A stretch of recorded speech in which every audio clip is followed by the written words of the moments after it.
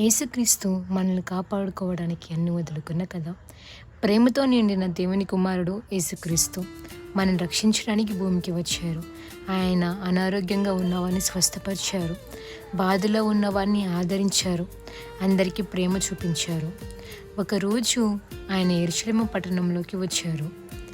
ప్రజలు తాటి ఆకులు ఊపుతూ హోసన్నా అంటూ ఆయన రాజుగా స్వాగతించారు. దావీదు కుమారునికి హోసన్నా ప్రభు నామమున వచ్చేవాడు ధన్యుడు. ఒకరోజు యేసు తన శిష్యులతో చివరి భోజనం చేశారు. ఆయన రొట్టెని తీసుకొని ఇది నా శరీరం అన్నారు, పానీయాన్ని తీసుకొని ఇది నా రక్తం అన్నారు. శిష్యులలో ఒకరు యూదా ఇస్కరియోతు డబ్బు కోసం యేసుని చెడ్డవారికి అప్పగించాడు. యూదా ముద్దు పెట్టి యేసుని అప్పగించాడు. చెడ్డవారు యేసుని కొట్టారు, ముళ్ళ కిరీటం పెట్టారు, ఆయనని ఎగతాళి చేశారు. వారు ముళ్ళతో కిరీటం చేసి ఆయన తలపై ఉంచారు.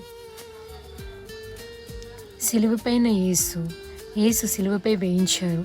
ఆయన మన పాపాల కోసం తన ప్రాణాన్ని అర్పించారు. దేవుడు లోకాన్ని అంతగా ప్రేమించాడు. ఆ రోజు ఆకాశం అంతా చీకటిగా మారింది. దాని తరువాత 3వ రోజు దేవుడు యేసుని మళ్ళీ జీవింపచేశాడు. ఆయన సమాధి ఖాళీగా ఉంది. ఆయన లేచి ఉన్నాడు. యేసు ఎప్పటికీ మనతో ఉంటారు. కాబట్టి పిల్లలు, దేవుని ద్వారా మనం అందరినీ ప్రేమిద్దాం, క్షమిద్దాం, మంచి వాళ్ళగా ఉందాం. Praise the lord.